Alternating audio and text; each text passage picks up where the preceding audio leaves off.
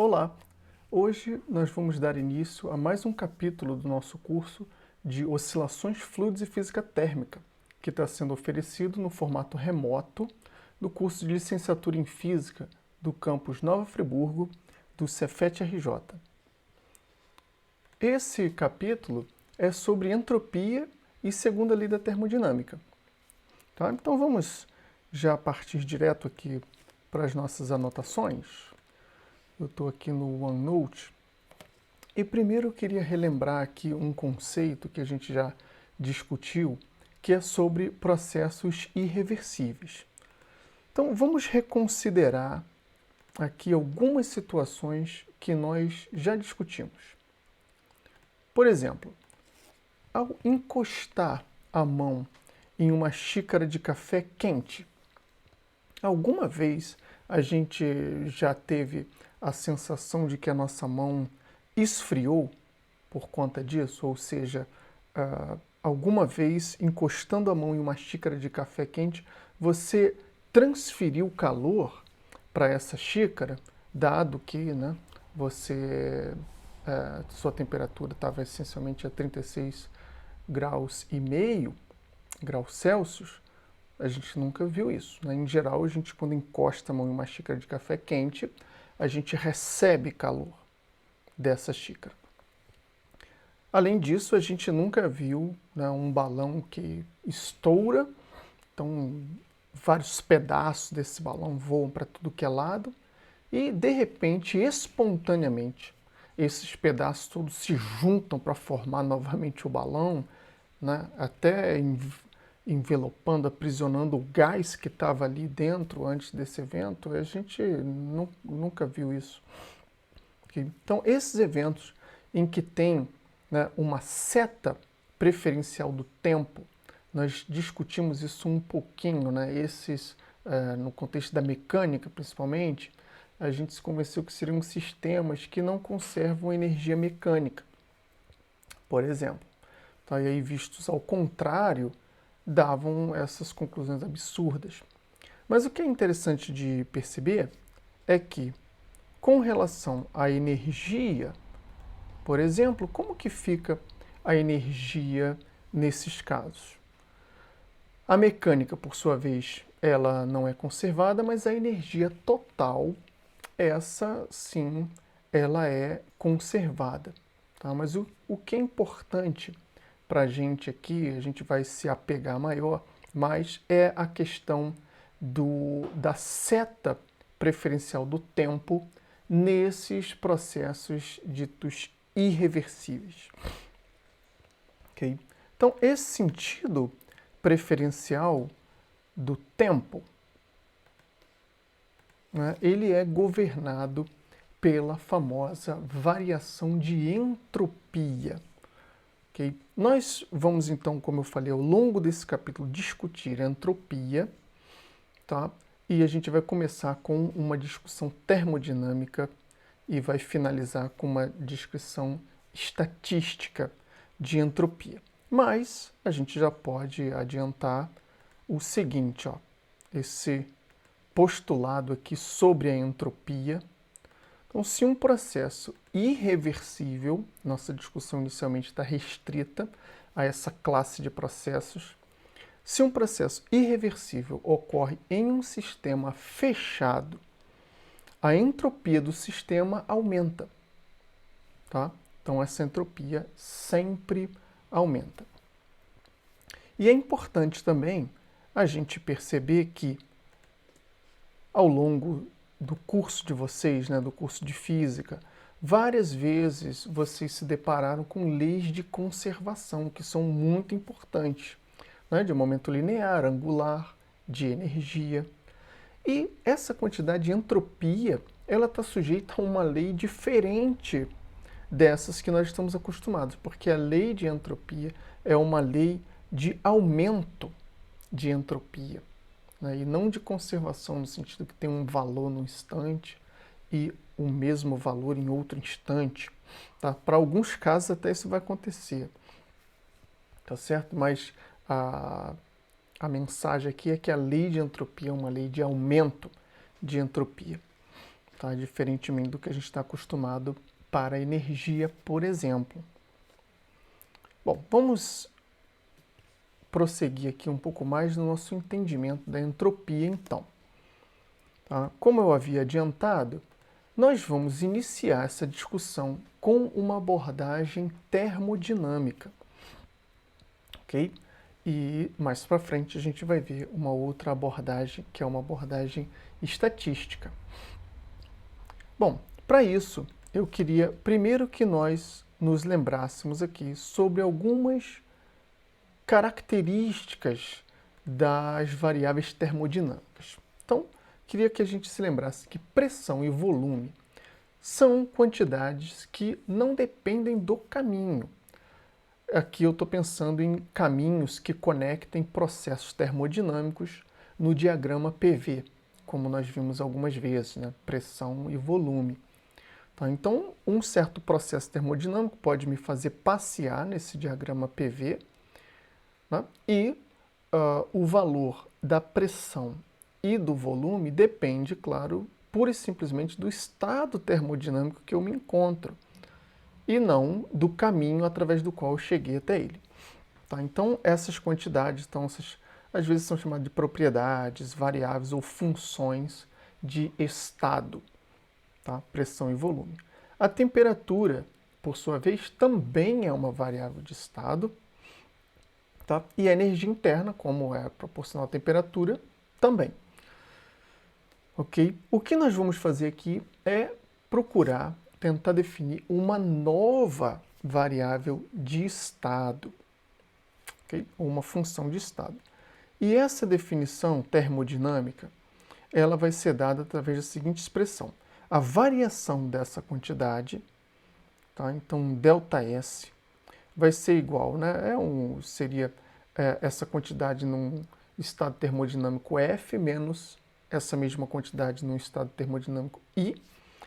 Essa quantidade, ΔS, seria a integral de um estado até o outro de dQ sobre T, tá? Onde dQ é a porçãozinha de calor recebida ou retirada ao longo desse caminho, né? Integrada ao longo de todo ele, dividido pela temperatura. Tá? Esse ΔS, então, justamente vai ser a variação dessa quantidade de entropia.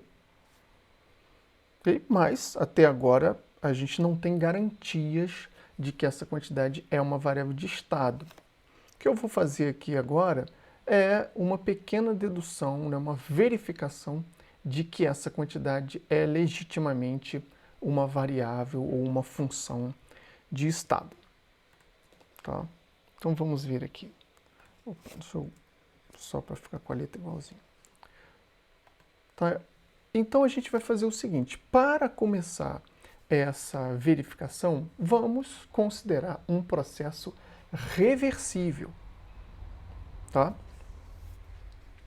Para esse processo em particular, né, a primeira lei da termodinâmica, escrita aqui em termos de pequenas trocas de calor, né, infinitesimais trocas de calor e infinitesimais trabalhos associados, faria com que uma variação infinitesimal da energia interna fosse dada por dQ menos dW, de acordo com a primeira lei da termodinâmica.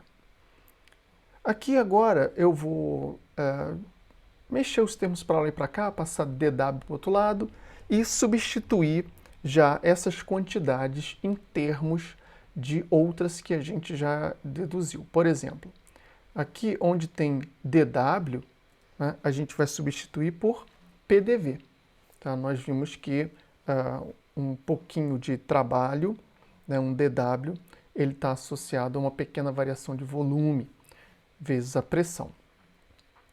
E a energia interna, nós vimos também, está associada com a temperatura, né, através do número de mols e o calor específico molar a volume constante. Então está aqui, ó, NCV dt. Ok? O próximo passo aqui seria substituir, onde tem aqui, ó, PDV tá? A gente vai usar a lei dos gases ideais e poderia escrever, lembra que ela é PV igual a nRT. Então, P é nRT sobre V. Então, fazendo essa substituição e dividindo todo mundo por T, não é difícil se convencer que nós vamos ter dQ sobre T igual. Aí aqui vai ficar, onde tinha P, a gente vai substituir por nRT sobre V, dividido por T. Então só sobra nR sobre V, multiplicado por esse dV que já estava lá.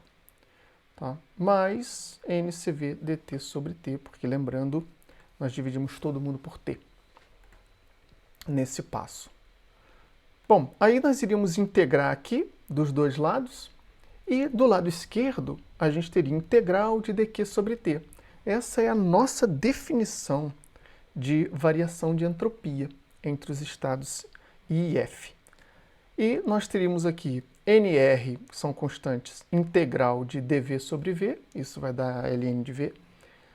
E também aqui daria NCV, integral de dt sobre t, também vai dar ln de t. Então, vê se vocês concordam que o resultado seria esse aqui, ó, a variação de entropia. Então, vai ser dada por NR ln de VF sobre VI, tá? Porque essa integral seria desde VI até VF, essa primeira. A segunda é desde um TI até um TF. Então, daria NCV ln de TF sobre TI. Ok. Bom, vejam que essa expressão que nós obtivemos para a variação da entropia, ela só depende de variáveis de estado. Né? Depende de VI e VF, nós acabamos de relembrar, são variáveis de estado. Depende também de TI e TF, são também variáveis de estado. Consequentemente, ΔS, ou seja, essa variação de entropia, ela está escrita somente em termos de variável de estado, a própria entropia, então, é legitimamente uma função de estado. Okay? Não depende do caminho, essencialmente. Ok? Bom, antes da gente prosseguir, não custa nada relembrar, a unidade de entropia é, como a gente viu ali, vai via integral de dq sobre t, então é energia sobre tempo. Tá? Então, por exemplo, é Joule por Kelvin no SI. Voltando ao nosso problema original, né, de essencialmente a gente quer calcular variações de entropia, ou estudar um pouco mais, vamos voltar aqui e considerar o exemplo da expansão livre de um gás ideal. Tá? Lembre-se como é esse processo. Esse processo da expansão livre consistiria em você ter o gás armazenado dentro de um recipiente, eventualmente comunicado a um outro recipiente vazio, né, ou seja, que tem vácuo, e ambos conectados por uma válvula. Quando você abrir essa válvula, o gás então vai poder ocupar todo este volume disponível do original e mais esse pedacinho, mas sem trocar calor com o meio, porque esse processo é um processo adiabático, né? Seria um processo isolado, e sem realizar trabalho também, né? Porque não teve que empurrar nenhum êmbolo, não teve que empurrar moléculas de outro gás ou moléculas pré-existentes no outro recipiente, então não realizou trabalho e não trocou calor. Tá? Aqui então estariam representados os estados termodinâmicos inicial e final desse processo. Okay? E lembre-se que a gente costuma representar os processos reversíveis através de linhas sólidas, né, indicando que o nosso sistema passou por cada um daqueles estados termodinâmicos quando ia do primeiro até o último. Como nesse caso aqui, né, do gás, dessa expansão livre, nós não sabemos qual foi o caminho que conectou PI até PF, ou seja, o estado inicial até o final, nós não podemos desenhar uma linha sólida conectando esses dois estados. Okay? Mas nós sabemos que a temperatura do gás ao longo, devido a esse processo, não mudou. Então, os estados termodinâmicos inicial e final, né, PI e PF, eles moram na mesma isoterma. Tá?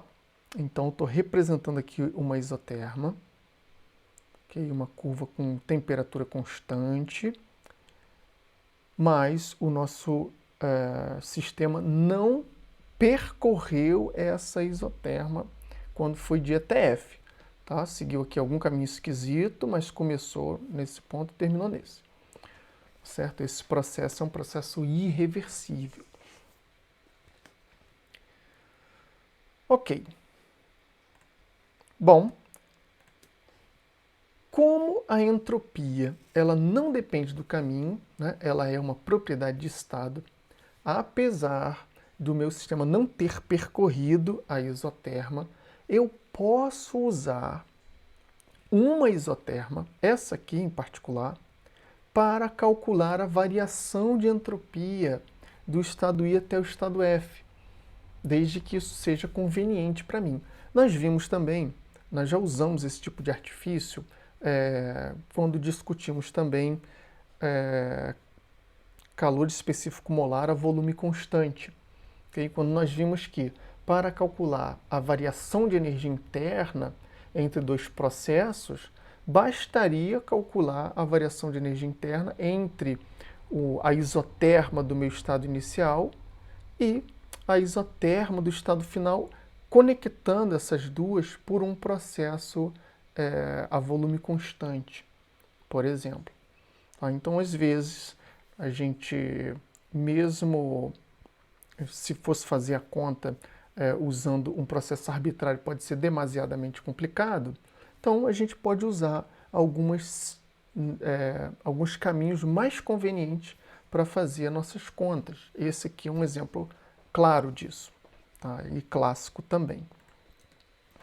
Então, só para vocês terem aí, ó, nós podemos usar qualquer caminho para calcular essa variação de entropia, e o mais simples é o isotérmico. Nós já vamos entender por quê.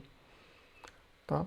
Então, para a expansão isotérmica, a variação de entropia, ela que era originalmente integral de dQ sobre T, no processo isotérmico a temperatura pode sair da integral. E aí a nossa conta fica mais fácil. Fica 1 sobre T, integral desde I até F de dQ. Então isso seria igual a Q sobre T. Ou seja, a entropia neste processo iria aumentar.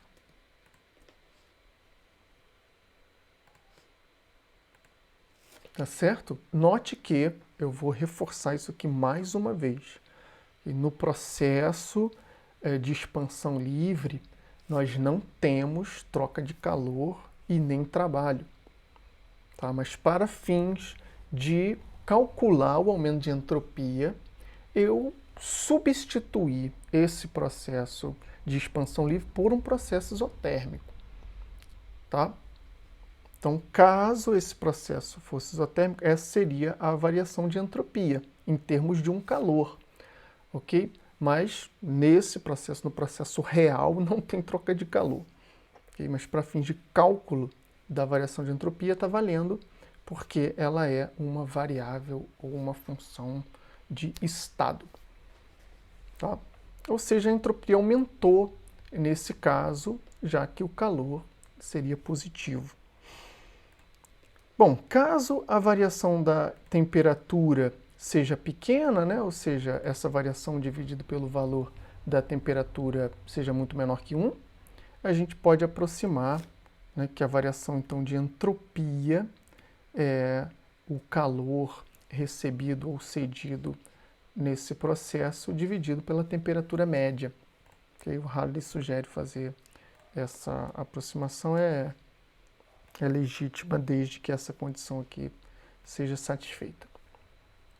Tá certo? Dê uma pensada sobre esse artifício que nós usamos aqui. Essa parte da matéria vocês vão ver, elas têm poucas contas simples, mas tem esses conceitos e essas substituições que são muito importantes, tá? E que às vezes podem gerar alguma insegurança, tá? Mas desnecessárias, porque essas ideias estão bastante bem estabelecidas. Ok? Bom, vamos progredir aqui falando um pouco mais sobre a segunda lei da termodinâmica. Essa lei da termodinâmica em particular, ela tem vários enunciados, tá certo? E por isso a gente vai voltar a ela algumas vezes ao longo desse capítulo. Ok? Vocês até poderiam achar que o capítulo já estava acabando, né? Porque ele é entropia e segunda lei, a gente já está na segunda lei. Mas ainda tem bastante coisa para a gente discutir. Ok, então vamos compilar o que a gente viu até agora. Nós vimos que a entropia aumenta para uma expansão isotérmica. Tá? A expansão isotérmica é um processo reversível. Okay? Eu posso traçar uma linha sólida entre os dois estados inicial e final se o processo for uma expansão isotérmica. Consequentemente, eu poderia conduzir este processo ao contrário, ou seja, uma compressão isotérmica. E, pela expressão que nós obtivemos, isso parece sugerir que a entropia, então, poderia diminuir. Porque a gente viu o ΔS era Q sobre T nesse processo. Se o calor era positivo, a entropia aumenta. Mas, se eu agora retirasse calor do gás enquanto o comprimo, aí parece que ΔS daria negativo. Okay? O que violaria lá o nosso primeiro postulado. Tá? Mas isso a gente vai ver é um pseudo-paradoxo, tá? Não tem defeito nenhum, porque a gente não está levando em conta uma característica muito importante do nosso postulado. Tá? Então, o nosso postulado, do jeito que ele foi enunciado lá no primeiro slide, ele é válido para processos irreversíveis, tá? E que sejam conduzidos em sistemas fechados. Então, num processo como esse, num processo isotérmico, o meu sistema tem que ser um sistema ampliado, ok? Porque eu tive que colocar o meu gás, né, em contato com algum reservatório térmico, com alguma fonte, e eles trocaram calor. Consequentemente, eu tenho que considerar a variação de entropia do meu sistema ali, do gás, e também do meu reservatório térmico ou da minha fonte. Tá? E é essa variação de entropia que, pelo nosso postulado, deveria ser maior que zero. Tá? A gente vai até ver que esse resultado vai ser generalizado. Esse aqui é para vocês terem. No nosso processo isotérmico, a gente precisa de um reservatório. Ok, então para essa compressão isotérmica, nós teríamos aqui uma variação de entropia do gás que cedeu calor para essa fonte e uma variação de entropia da fonte que recebeu calor do nosso sistema. Notem que o quanto que o gás cedeu é quanto que a fonte recebeu. E a temperatura é a mesma nos dois, né? Afinal de contas, era isotérmico. Consequentemente, a gente pode ver que ao somar a entropia, a variação de entropia do gás e da fonte, isso vai dar zero. Ou seja, agora a gente pode reformular aqui o nosso postulado da seguinte maneira. Então, se um processo ocorre em um sistema fechado, como a gente fez agora, a entropia aumenta para processos irreversíveis. Foi o que a gente concluiu, por exemplo, para a expansão livre, usando como artifício para cálculo um processo isotérmico, uma expansão isotérmica. Já ela permanece constante para processos reversíveis, como a gente acabou de ver. Okay? Usando de novo essa isoterma, mas agora uma compressão isotérmica. E vejam que interessante, deixa eu tirar um desse espaço aqui. Então vejam que, mesmo que alguma ou algumas partes do meu sistema experimentem uma variação de entropia negativa, né, ou seja, a entropia diminua em algumas partes do sistema, ao levar em conta a variação da entropia total do meu sistema, ela é sempre maior ou igual a zero. Tá? Então, esse aqui é um dos enunciados da segunda lei da termodinâmica, tá? Onde essa igualdade ocorre para processos reversíveis. Então, a variação da entropia é sempre maior ou igual a zero. A igualdade sendo para processos reversíveis. Vou colocar aqui para vocês terem. Então, este é um dos enunciados da segunda lei da termodinâmica. Bom, como nós sabemos, né, no mundo real, nós temos vários processos que tornam os nossos processos termodinâmicos irreversíveis. Por exemplo, nós temos atrito, okay? Nesses sistemas que a gente imagina um êmbolo móvel, por exemplo. A gente tem atrito no êmbolo, turbulência dentro, né, do nosso próprio gás e outros fatores, fazendo com que, no mundo real, a entropia sempre aumente. Tá? Ou seja, a gente essencialmente exclui aqui no mundo real esses processos reversíveis. Tá? Lembra como ele é idealizado, né? Mesmo uma expansão como essa, uma expansão conduzida à pressão, a temperatura constante, desculpa, lembra que seria ter um reservatório com o nosso gás em contato com uma fonte térmica, um êmbolo móvel com um recipiente contendo várias esferinhas minúsculas, que a gente tiraria cada uma delas, esperaria o sistema entrar em equilíbrio, tiraria mais uma e assim sucessivamente, levando o tempo que fosse. Né? Isso é bastante idealizado e ainda sem nenhuma dissipação no nosso recipiente, sem nenhum desses efeitos adicionais. Tá? Então, por isso que vocês talvez já tenham ouvido falar que a entropia sempre aumenta no mundo real, né? Seria por conta desses efeitos. Opa. Ok, vamos agora discutir um outro assunto bastante interessante aqui de termodinâmica, que são as máquinas térmicas. Tá? Então, em linhas gerais, né, só para a gente ter alguma primeira frase sobre máquinas térmicas essencialmente são dispositivos que convertem calor em trabalho. Tá?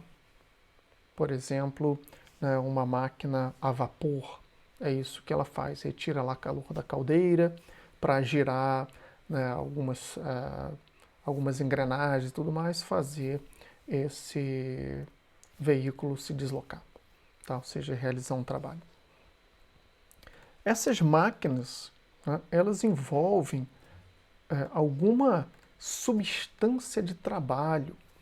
Okay? Talvez vocês lembrem em outros cursos anteriores, né, curso de introdução à física, por exemplo, a gente às vezes discute um exemplo clássico de uma sala que tenha paredes com temperaturas diferentes, por exemplo, e para chegar ao equilíbrio térmico, né, surge ali uma corrente de convecção, por exemplo, né, que leva o calor de uma das paredes para outra e assim sucessivamente, utilizando então um movimento ordenado.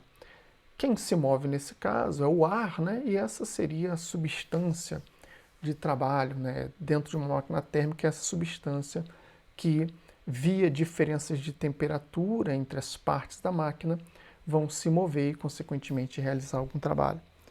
Tá? Na máquina a vapor seria a própria água, né? Como substância.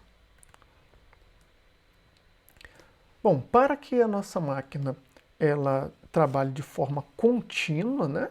Ela precisa trabalhar em ciclos. Okay? Então, ciclos o quê? Ciclos termodinâmicos. Essa substância de trabalho vai ser submetida a uma série de processos termodinâmicos e a ideia é que ela parte de um estado termodinâmico inicial, né? Passeie, por exemplo, no diagrama PV e volte a esse estado inicial, tá? Realizando um ciclo. Nós até já vimos que o trabalho líquido, né, é a área dentro do ciclo, né? A gente viu isso algumas aulas atrás. Assim como nós fizemos para os gases ideais, no nosso curso a gente fez também para fluidos, em mecânica vocês fizeram bastante isso, a gente vai modelar a nossa máquina ideal da seguinte maneira.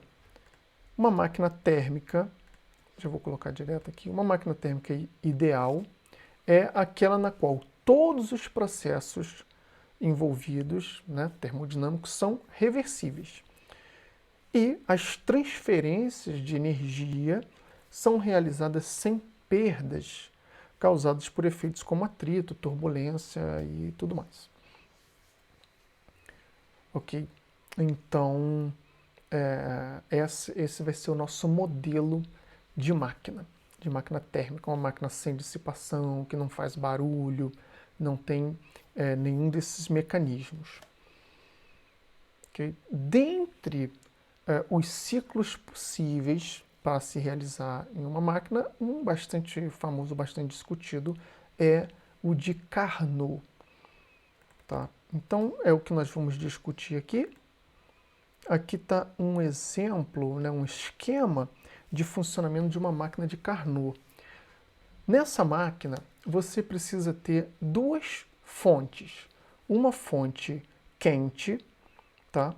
Estaria representado aqui por esse TQ, e uma fonte fria, tá? Está representado aqui por TF. E essa máquina funciona de que maneira? Você retira uma certa quantidade de calor da fonte quente, okay?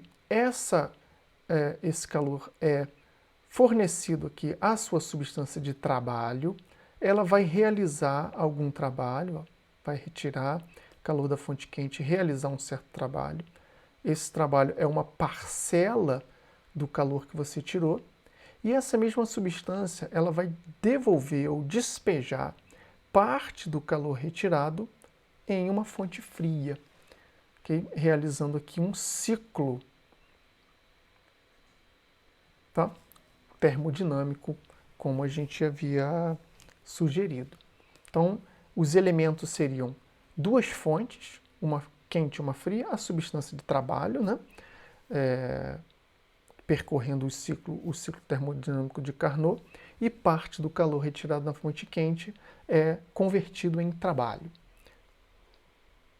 Outra parte despejada na fonte fria.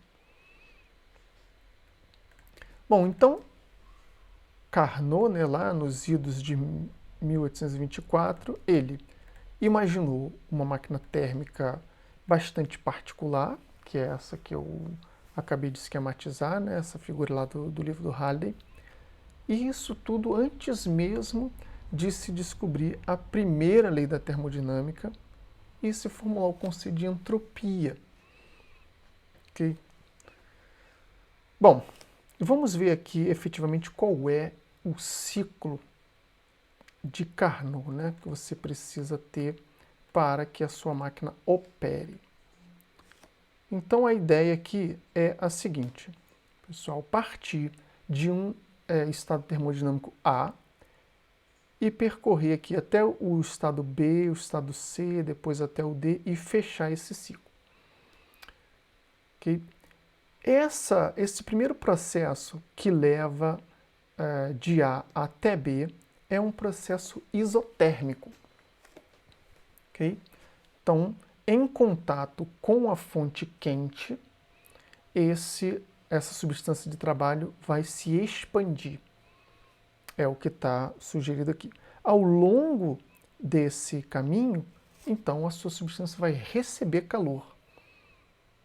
Concordam com essa ideia? Lembram que se você expandir sem estar em contato com a fonte, o gás iria esfriar, né? Se ele empurrar um êmbolo enquanto se expande sem nenhuma fonte em contato com ele, ele iria se esfriar num processo adiabático, que é o próximo. O caminho para ir de B até C é um caminho adiabático.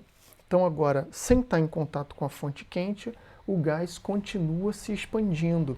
Lembrem-se que se essa curva isotérmica, ela vai, nesse diagrama PV, ela vai com 1 sobre V, a curva adiabática, ela vai com 1 sobre V elevado a gama, onde gama é Cp sobre Cv, 5/3 para um gás ideal, monotômico. Então aqui seria um processo, uma expansão isotérmica, uma expansão adiabática, e agora você colocaria o seu gás em contato com a fonte fria e iria comprimir esse gás numa compressão isotérmica que liga C até D. Tá? E aqui está representado que então sai calor do seu sistema nessa etapa. E por fim, aí você tem uma compressão agora adiabática, para voltar para o estado termodinâmico inicial. Okay? Então esse aqui é o ciclo de Carnot. São 2 isotérmicas e 2 adiabáticas. Bom, vamos lá. Outra coisa interessante é a gente olhar esse ciclo num outro diagrama. A gente já usou muito o pressão na vertical, volume na horizontal, mas também para essa máquina particular vale a pena a gente olhar o diagrama no plano TS, onde teria temperatura e entropia. Então vejam que de A para B o processo é isotérmico. Vejam aqui, está a mesma temperatura.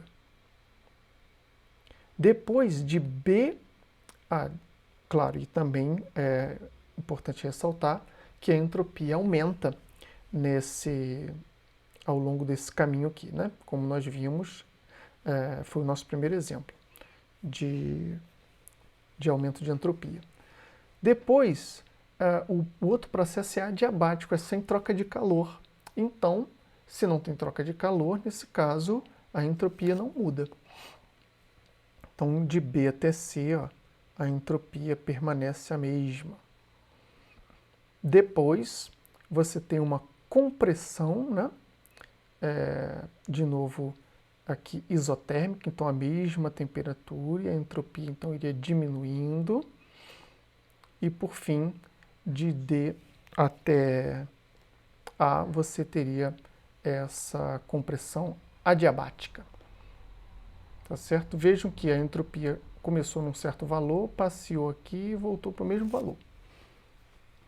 Tá certo?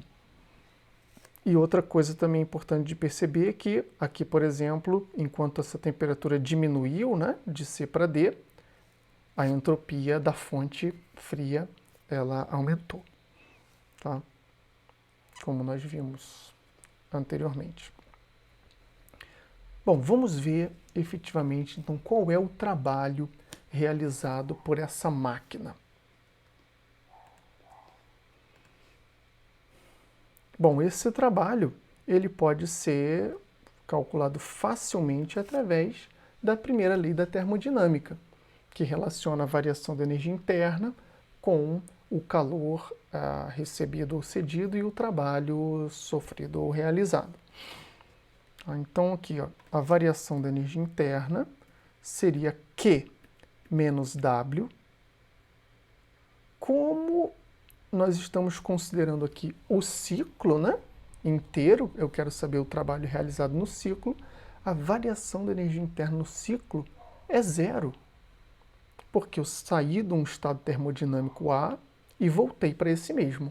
Como a temperatura, né, que está relacionada com a energia interna, é uma variável de estado também, ela é a mesma no início e no final do ciclo. Consequentemente, a variação da energia interna é zero nesse caso. O que faz com que o calor líquido seja igual ao trabalho, né? Consequentemente, W igual a essa expressão aqui, que estaria representando o calor retirado na fonte quente menos o calor cedido à fonte fria. Okay? Que é exatamente, eu posso até voltar aqui ó, no nosso esquema inicial, ó, teria retirado uma quantidade de calor aqui e despejado uma quantidade de calor na fonte fria. Aquilo que não foi despejado, né, seria exatamente o trabalho que a gente retirou dessa máquina.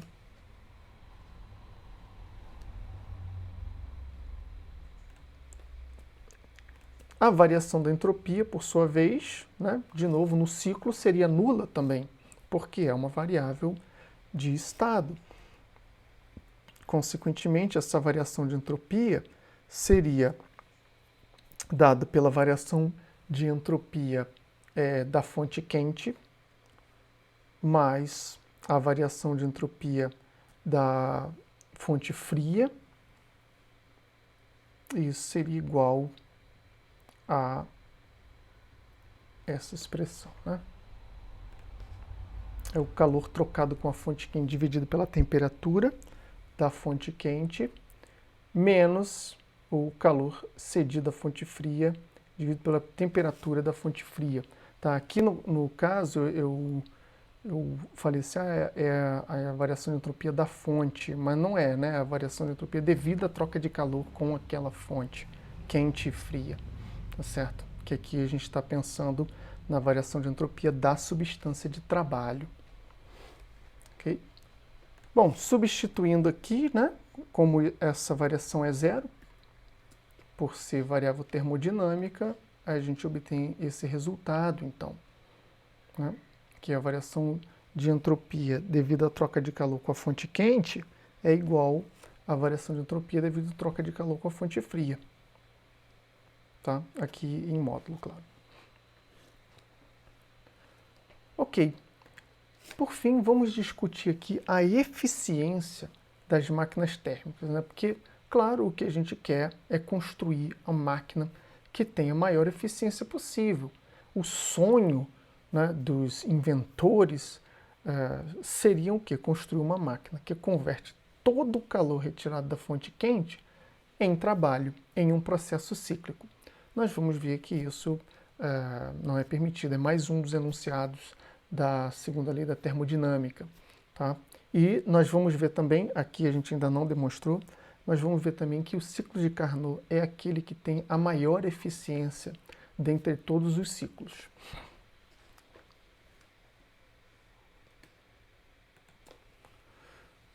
Que também é outro enunciado, né? Bom, então vamos aqui, ó. Uma definição, eu diria bastante razoável, natural, de eficiência seria a razão entre a energia utilizada, né, ou seja, o trabalho que você conseguiu realizar com essa máquina, dividido pela energia que você pegou na fonte quente, tá? Ou a energia adquirida, como eu sugeri aqui, certo? Isso, em termos das quantidades de interesse, seria W dividido por Q maiúsculo, ou seja, o trabalho realizado dividido pelo calor retirado na fonte quente. A gente gostaria que essa eficiência fosse 100%, por exemplo. Mas não é possível. Então, para o caso, essa definição aqui é geral para máquinas que tenham fonte quente e fria. Em particular, para a máquina de Carnot, tá? Nós temos o seguinte, ó, esse trabalho, a gente tem uma expressão para ele, é a diferença entre o calor retirado na fonte quente e cedido na fonte fria. E aqui você pode perceber que isso vai dar origem a 1 menos QF sobre QQ, né? Que é o que está aqui. E ainda com a definição que nós obtivemos aqui, né? pela variação de entropia no ciclo ser nula, a gente pode aqui, onde está QF sobre QQ, escrever T de temperatura, F sobre TQ.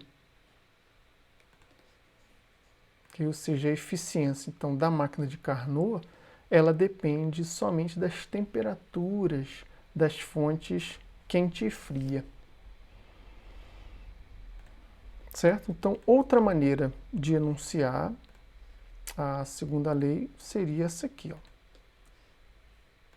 Então, não existe uma série de processos termodinâmicos cujo único resultado seja a conversão total em trabalho da energia contida em uma fonte de calor, tá? Ou retirada aqui dessa fonte de calor.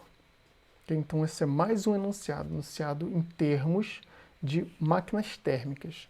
A gente fez um enunciado em termos de entropia, a gente fez aqui em termos de máquinas térmicas, a gente vai fazer em termos da máquina de Carnot e em termos também de refrigeradores, tá certo?